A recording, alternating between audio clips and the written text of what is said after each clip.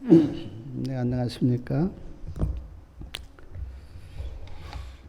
빌립보서를 함께 생각해 보고 있는데, 오늘은 빌립보서 4장 말씀을 생각해 보겠습니다. 빌립보서 4장 1절에는 이렇게 되어 있습니다. 그러므로 나의 사랑하고 사모하는 형제들, 나의 기쁨이요 멸류가 아닌 사랑하는 자들아, 이와 같이 주 안에 서라. 사도 바울이 빌립보 교인들을 이렇게 불렀습니다. 나의 사랑하고 사모하는 형제들, 나의 기쁨이요 멸류가 아닌 사랑하는 자들. 얼마나 이렇게 마음이 갔으면 이렇게 표현을 할까? 얼마나 빌립보 교인들을 사랑했으면 사랑하고 사모하고 나의 기쁨이요 멸류가 아닌 사랑하는 자들아, 그렇게 말했을까? 우리도 예수님을 믿고 하나님을 믿는데 같은 성도들 안에 이런 마음이 우리에게도 있을까? 아주 특별한 마음이 사도 바울 안에 있었던 것 같습니다.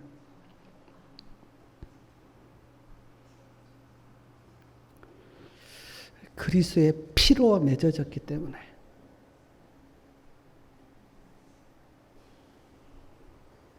(1절) 끝에 보니까 주 안에 서라 그렇게 말씀하셨는데, 주 안에 있으면 서 있는 것이고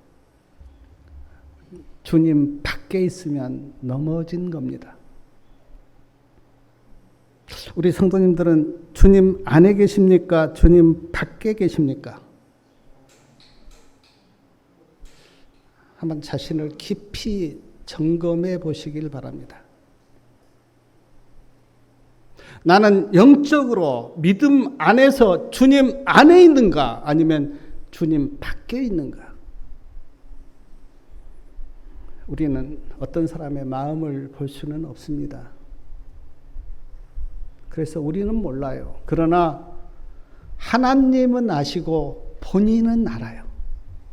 내가 주님 안에 있는지 주님 밖에 있는지, 내가 그리스도인인지 세상 사람인지 자기는 알아요. 주님 안에 살아. 빌립보서 4장 2절 말씀은 내가 유오디아를 권하고 순두계를 권하노니 주 안에서 같은 마음을 품으라. 유오디아와 순두계, 제가 처음 성경 볼 때 자꾸 순두부 그렇게 했는데, 순두계 빌립보 교회 여집사님이에요. 어떤 이유인지는 모르겠는데 이 두 여집사님, 유오디아와 순두계 두 여집사님의 마음이 맞지 않았습니다. 그래서 사도 바울이 유오디아에게도 권면하고 순두계에게도 권면합니다. 주님 안에서 같은 마음을 품으십시오. 사랑하는 여러분, 어떤 일을 놓고 서로 생각이 다를 수가 있죠. 마음이 다를 수가 있습니다. 그럴 때 어떻게 하십니까? 생각이 다르다고 서로 다투고 싸우고, 내 생각이 맞아, 당신이 틀렸어, 그렇게 이야기합니까? 어떻습니까? 하나님이 어떻게 말씀하셨는지 말씀을 찾아보십니까? 예수님이라면 어떻게 하셨을까 생각해 보십니까? 하나님의 말씀을 놓고 찾아보고 예수님이라면 어떻게 하셨을까 생각해 보면서 같은 마음을 맞춰 가십니까? 아니면 비난하고 정죄하고 우기십니까?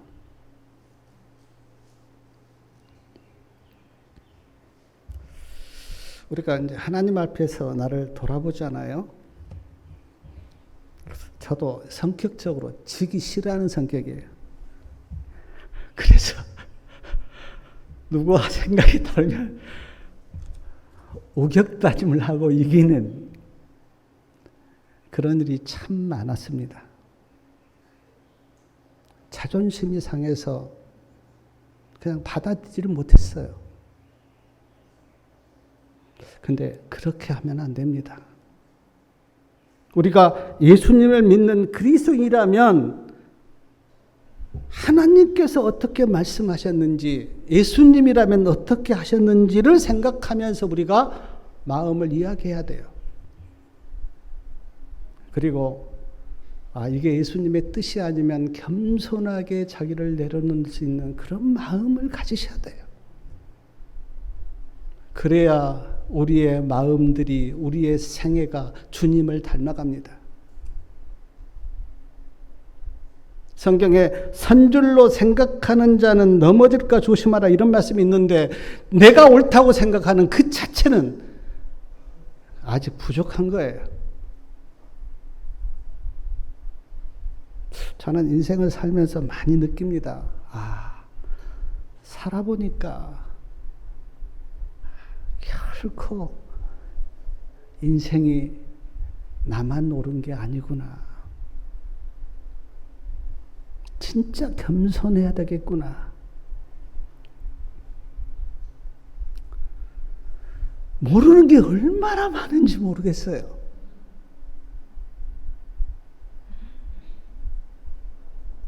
제가 성경에도 이런 이야기 했습니다. 좀 성경을 알고 싶은데 성경을 잘 모르겠다고.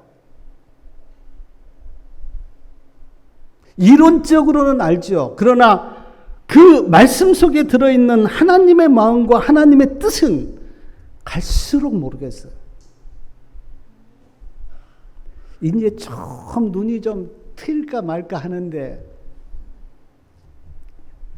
이제 나이가 먹어서 말씀을 잘 연구를 못 하겠어요. 솔직하게.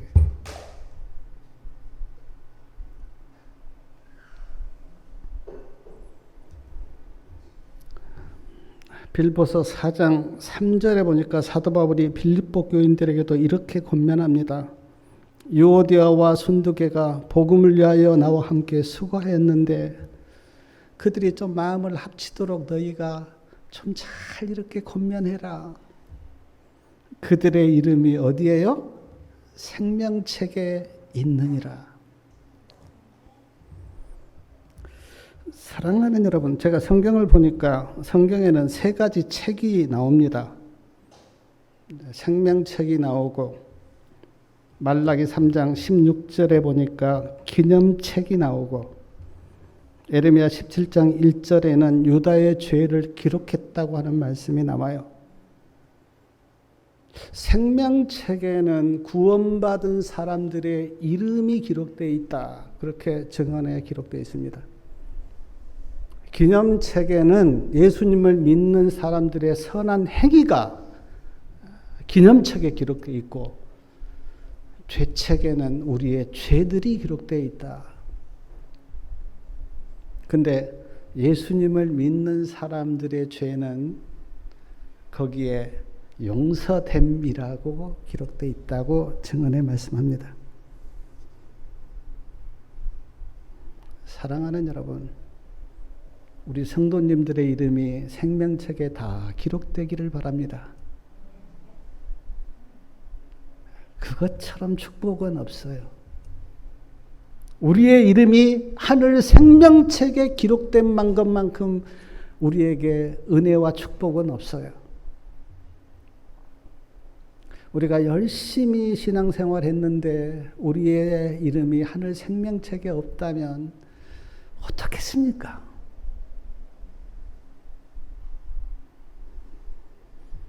빌립보서 4장 4절 말씀 우리 다 같이 한번 읽어보겠습니다. 4장 4절이요. 주 안에서 항상 기뻐하라. 내가 다시 말하노니 기뻐하라. 빌립보서의 주제가 기쁨이라고 제가 말씀을 드렸습니다. 기쁨. 그래서 빌립보서에는 기뻐하라, 기뻐하라 참 많이 나와요. 근데 죄된 세상에서 죄인인 우리가 어떻게 기뻐할 수 있을까요?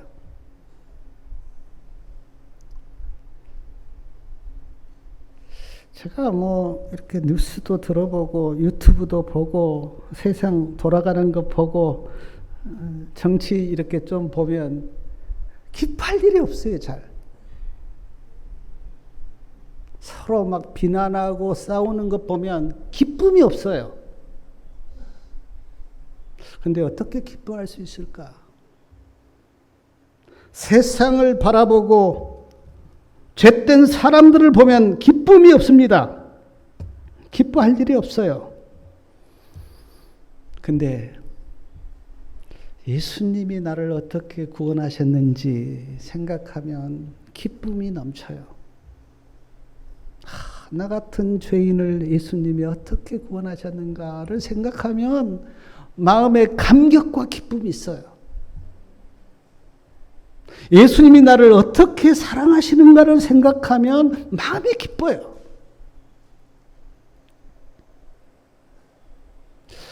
그리스도인들이 우울증이 있다면 아직 하나님의 사랑을 느끼지 못한 겁니다. 하나님의 사랑을 정통으로 만나면 우울증이 한 방에 없어져요. 왜냐하면 그 사랑을 내가 느끼기 때문에. 사랑받고 있고 하나님의 사랑이 얼마나 큰가를 내가 느끼면 마음에 기쁨과 은혜와 감사가 넘쳐요. 혼자 있어도 좋고 둘이 있어도 좋고.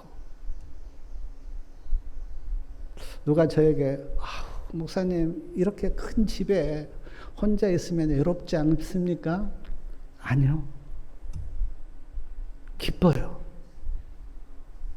혼자 있어도 좋고 기뻐요. 하나님의 은혜와 하나님의 사랑이 나에게 있기 때문에.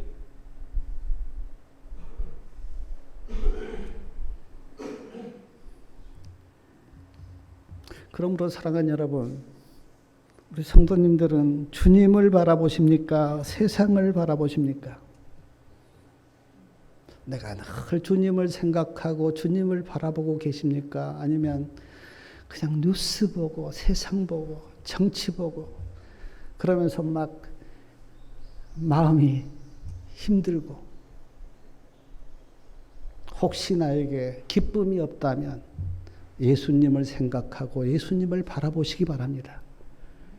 그러면 마음이 기뻐요. 행복해요. 마음이 좋아요. 사랑이 막 넘쳐요. 사도 바울이 빌립보 교인들에게 기뻐하라, 항상 기뻐하라고 한 것은 빌립보가 살기가 좋아서가 아니고 언제나 그리스도를 바라보고 예수님을 생각하라고 하는 권면이에요. 정말 예수님만 바라보고 있다면 우리의 기쁨은 끝이 없어요.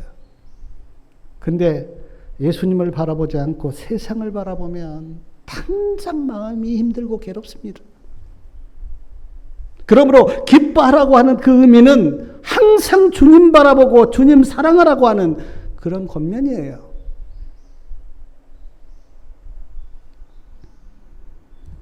빌립보서 4장 5절에 보니까 너희 관용을 모든 사람에게 알게 하라. 주께서 가까우시니라. 여기 관용이 나옵니다. 관용. 우리가 잘 안 쓰는 말이에요. 근데 이 관용은 너그럽게 받아주는 것. 근데 이렇게 이야기합니다. 예수님 오실 때가 가까웠는데 모든 사람을 좀 너그럽게 대하라.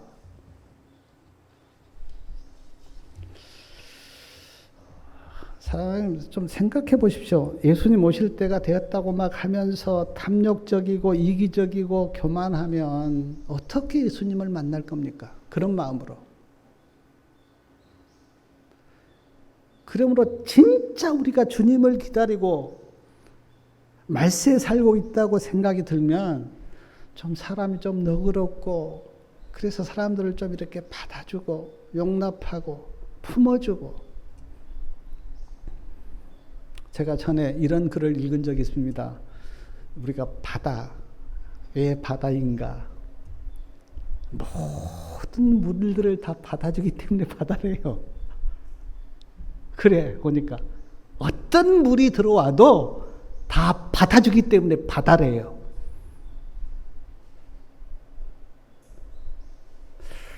그렇다고 뭐 죄를 받아주라 그런 이야기는 아니고 우리가 부족한 사람도 받아주고 좀 모난 사람도 받아주고 힘들고 어려운 사람도 좀 받아주고 관용하라. 왜냐하면 주께서 오실 때가 가까이 왔기 때문에 관용하라.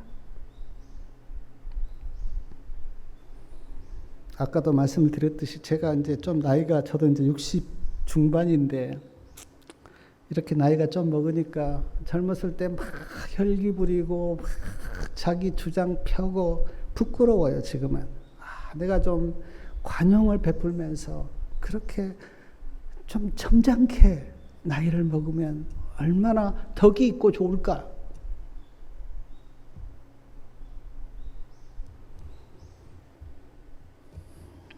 옹졸을 하는 것, 그거 참 보기 안 좋더라고요. 옹졸하는 것.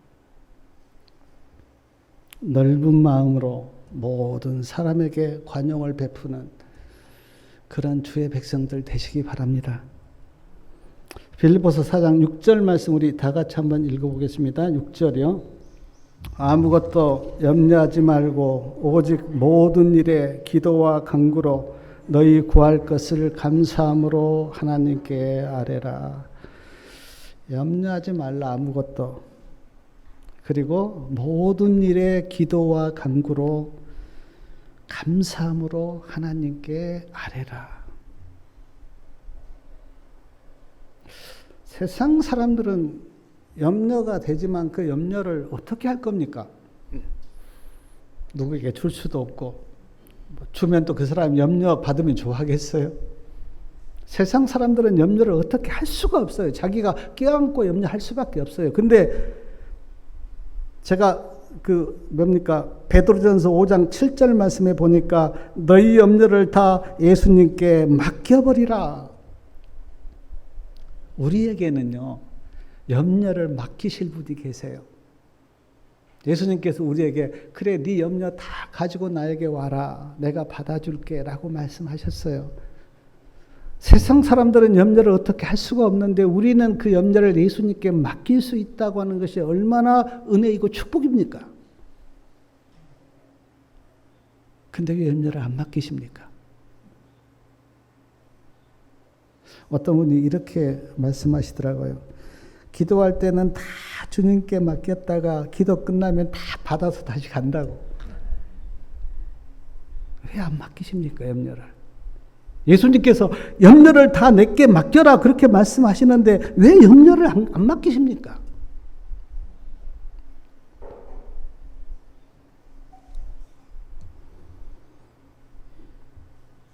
염려를 다 주님께 맡겨버리면 빌립보서 4장 7절에 보니까 하나님의 평강이 너희 마음과 생각을 지키시리라. 왜 사람들이 평강을 누리지 못하는가? 염려를 맡기지 않기 때문에.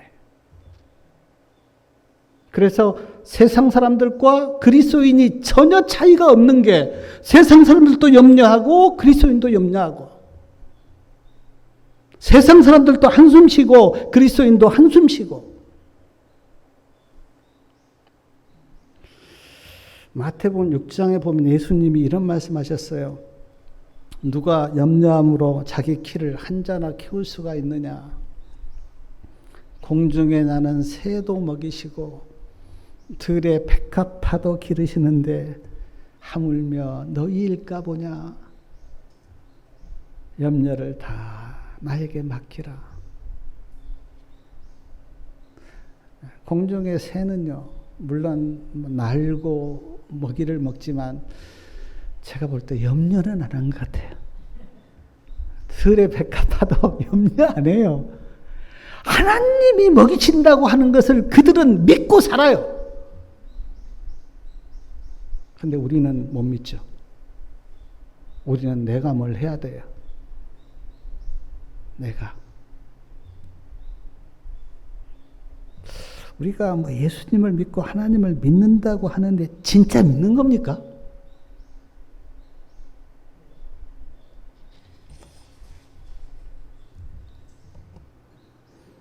진짜 믿으세요. 진짜로. 살아 계셔서 나를 먹이시고 나를 입히시고 나를 기르시고 내 모든 생애를 책임진다고 하는 것을 진짜 믿으세요. 그러면 마음에 평강이 있어요. 빌립보서 4장 8절에 보니까 형제들아 무엇이든지 참되며 무엇이든지 경건하며 무엇이든지 옳으며 무엇이든지 정결하며 무엇이든지 사랑할 만하며 무엇이든지 칭찬할 만하며 무슨 덕이 있든지 무슨 기름도 칭찬을 가리키는데 있든지 이것들을 생각하라. 사랑하는 여러분, 이렇게 살면 얼마나 하나님께 영광이 되고 좋을까요? 근데 이렇게 살려면 믿음이 있어야 돼요. 믿음이 없으면 이렇게 못 삽니다. 이 말씀 앞에서 우리가 나는 믿음이 없으니까 이렇게 못 살아요. 나는 그냥 이렇게 살래요라고 할 게 아니라 하나님 나에게 믿음을 주세요. 하나님을 온전히 믿게 하셔서 나도 참되고 경건하며 옳으며 정결하며 사랑하면서 살게 해주세요라고 기도하십시오. 나는 못 살아요. 나는 안 돼요. 그거는 불신이에요, 불신. 내가 어떤 안 되는 부분이 있으면 하나님께 기도하면서 하나님 나에게 능력을 주세요.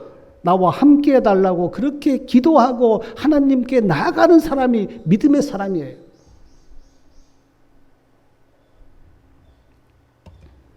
다니엘을 우리가 잘 아는데 뭐 다니엘이 특별히 우리와 달라서 그렇게 믿음으로 산 겁니까? 아니잖아요.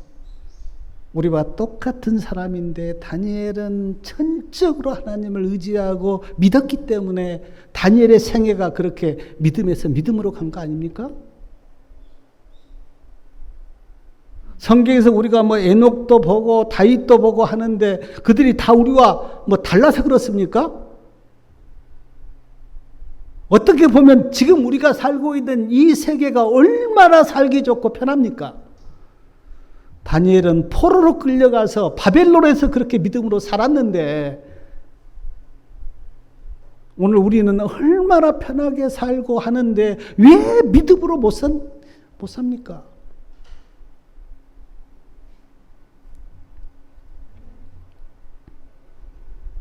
구절에 보니까 너희는 내게 배우고 받고 본바를 행하라. 그리하면 평강의 하나님이 너희와 함께 계시리라. 8절 끝에는 이것들을 생각하라 그렇게 말씀하셨고 9절에는 너희는 내게 배우고 듣고 본바를 행하라. 생각하고 주님이 우리에게 가르쳐 주신 말씀을 듣고 배우고 그것을 행하면 평강의 하나님이 너희와 함께 하시리라. 얼마나 놀라운 약속이에요. 너희가 생각하고 행하면 평강의 하나님이 너와 함께 하실 거다.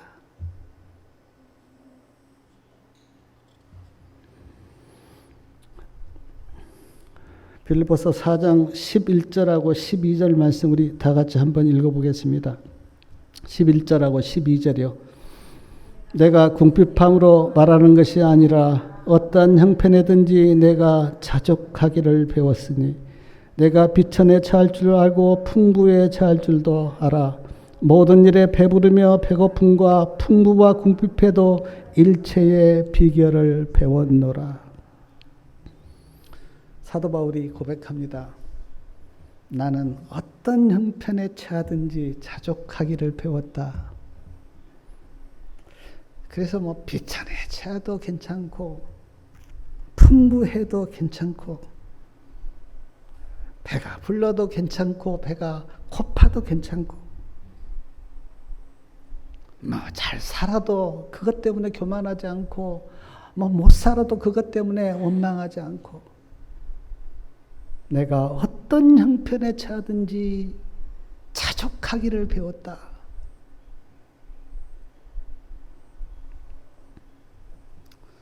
어떻게 배웠을까? 물론 주님 믿음으로 따르면서 경험적으로도 배웠을 거예요. 사도 바울이 이렇게 선교여행하면서 그때 얼마나 힘들었습니까? 인간적으로. 그 어떤 경험을 통해서 자족을 배웠을 거예요. 근데 제가 생각하기에 예수님을 보면서도 배웠을 것입니다. 예수님은 머리 둘 곳도 없다 그렇게 말씀하셨는데 그 예수님이 자족하면서 믿음으로 사신 걸 보면서 아, 나도 예수님처럼 그렇게 자족하면서 살아야 되겠구나. 배웠을 거예요. 사랑하는 여러분, 성도님들은 자족하십니까? 주님 안에서 만족하고 자족해서 어떤 형편에 처하든지 불평이 없으십니까? 예수님을 생각하고 사도 바울을 생각하면 지금 우리는 너무 편히 잘 사는데 뭐 집이 어떻고 무슨 뭐 먹는 게 어떻고 불평하는 사람은 아직 자족을 배우지 못한 사람이에요. 우리 입술에서 불평이 나오면 아직 그 사람은 자족을 배우지 못한 사람이에요. 하나님께서 이스라엘 백성들을 광야로 이끌어냈습니다. 광야를 가게 했어요. 어떤 분이 그 이스라엘 광야를 이렇게 다녀와서 하신 말씀이 어떻게 이런 광야에서 살았을까 놀라시더라고요. 광야로 이끌어냈어요. 그리고 때를 따라 만나도 주시고 또 구름 기둥과 불 기둥으로 그들을 인도했어요. 근데 이스라엘 백성들이 광야에서 멸망한 이유가 있다면 불평이에요. 불평. 왜냐하면 자족을 배우지 못했기 때문에.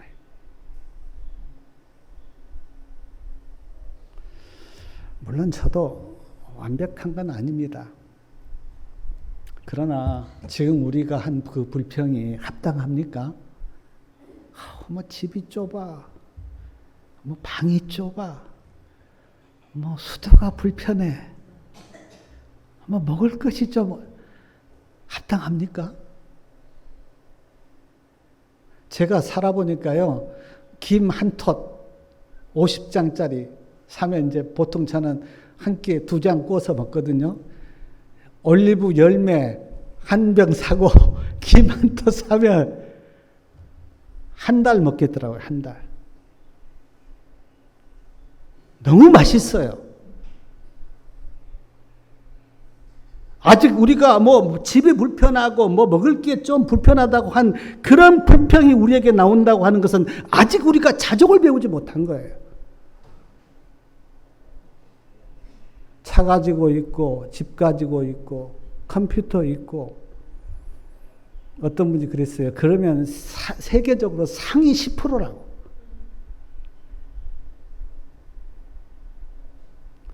힘들면 아프리카 사람 좀 생각해 보세요. 아프리카 사람들.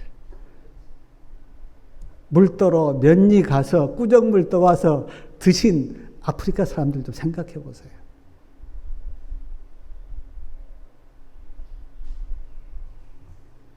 자족을 배우셔야 돼요. 자족.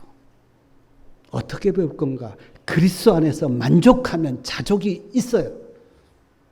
근데 그리스도 안에서 만족을 느끼지 못하면 불평하죠. 이게 이래서 불평이고 저게 저래서 불평이고. 이스라엘 백성들이 망한 이유가 불병 때문이었다니까요.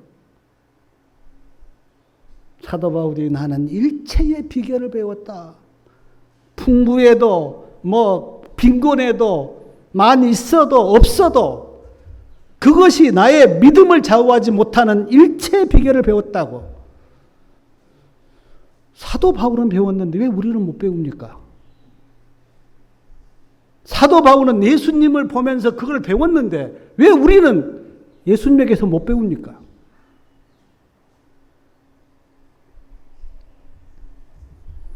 제가 살아보니까 어차피 인생이 우리 뜻대로 안 돼요.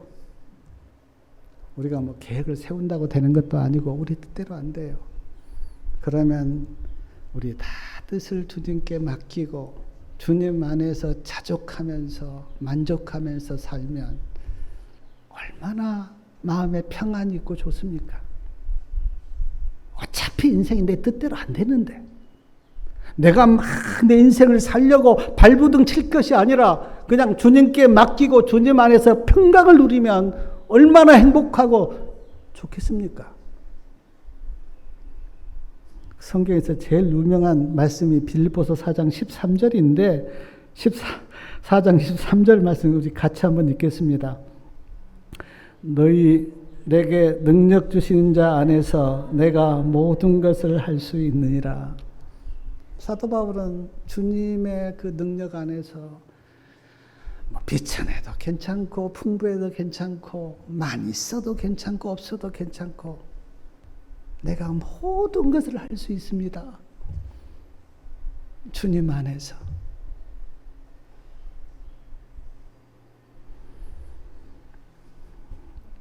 에베소 4장 14절에 보니까 너희로 내 괴로움에 참여했으니 잘하였도다. 이 말씀의 의미는 내가 감옥에 있는데도 나를 버리지 않고 나와 함께한 것에 대해서 내가 감사한다.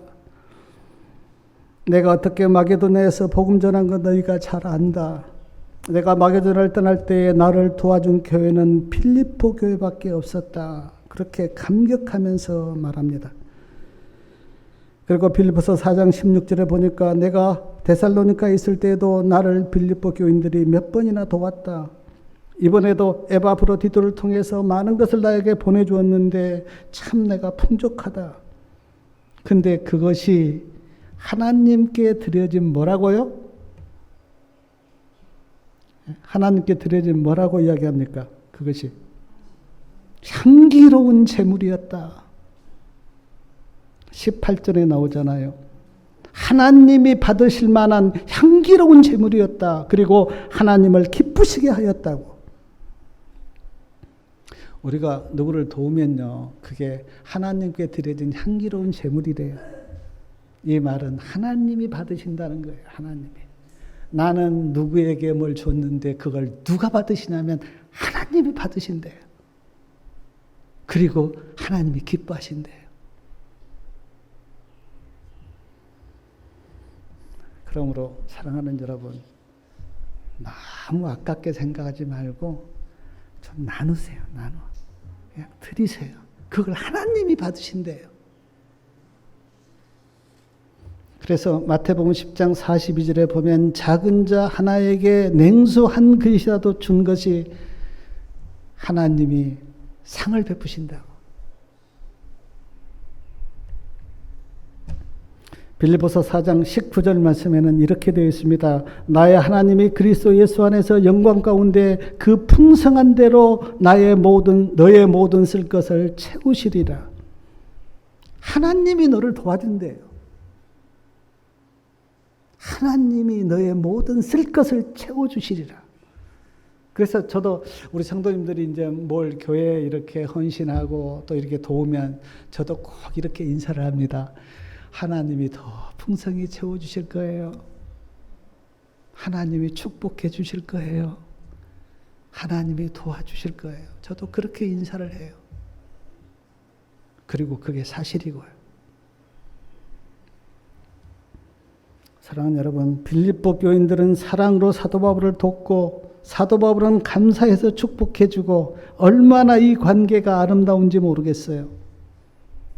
저는 빌립보서 이렇게 읽으면서 마음에 그냥 감동이 막 밀려와요. 사도 바울과 빌립보 교인들이 나누는 사랑이 이렇게 뜨겁고 감격이구나. 그리고 제가 기도하기를 우리 성도님들도 좀 이런 관계가 되었으면 얼마나 좋을까. 마지막 인사가 빌립보서 4장 20절부터 23절까지 나와 있는데 우리 20절부터 23절까지 말씀을 한번 천천히 읽어보겠습니다. 20절부터 하나님 곧 우리 아버지께 세세무궁토록 영광을 돌릴지어다. 아멘. 그리스도 예수 안에 있는 성도에게 각각 문안하라. 나와 함께 있는 형제들이 너희에게 문안하고 모든 성도들이 너희에게 문안하되 특별히 가이사 집 사람 중 몇 명이라. 주 예수 그리스도의 은혜가 너희 심령에 있을지어다. 제가 이 그 마지막 인사를 생각하면서 세 가지를 생각해 봤는데 여기 사도 바울이 하나님을 뭐라고 부르냐면 20절에 보니까 하나님 곧 우리 아버지께 하나님을 이제 아버지라고 불렀어요. 감동이지 않습니까? 하나님이 나의 아버지시다. 예수님을 나의 구주로 믿으면, 그래서 예수님과 나와 어떤 믿음의 관계가 맺어지면 하나님이 누가 되냐면 나의 아버지가 되세요. 그래서 우리가 이제 기도할 때 하나님 아버지 그렇게 부르고 기도하는데 하나님을 아버지라고 부른다고 하는 것은 정말 감동이에요. 감격이에요. 놀랄 일이에요. 정말 그 만왕의 왕이시고 만주의 주이시고 창조주신 그분이 나의 아버지가 되신다고 하는 것은 안 믿어서 그렇지요. 정말 그걸 믿으면 감동이에요. 그래서 막 이렇게 소리를 지를 거예요. 하나님이 나의 아버지야. 나는 하나님의 자녀야. 막 기쁘면서.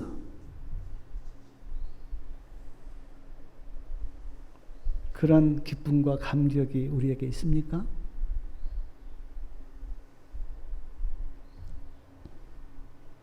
또 하나 제가 그 마지막 인사를 이렇게 들으면서 22절 끝에 보니까 특별히 가이사집 몇 분이 이렇게 문안한다 그렇게 했는데 가이사는 지금 로마 황제예요. 로마 황제 가이사 집 몇 사람이 예수님을 믿게 된 거예요.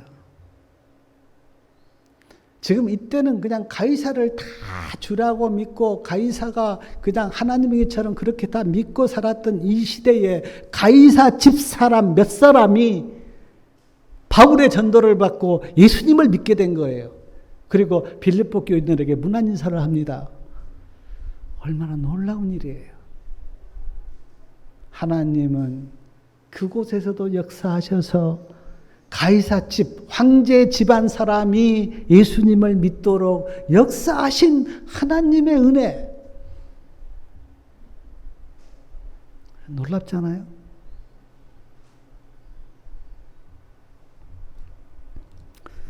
그리고 23절에 보니까 주 예수 그리스도의 은혜가 너희 심령에 있을지어다.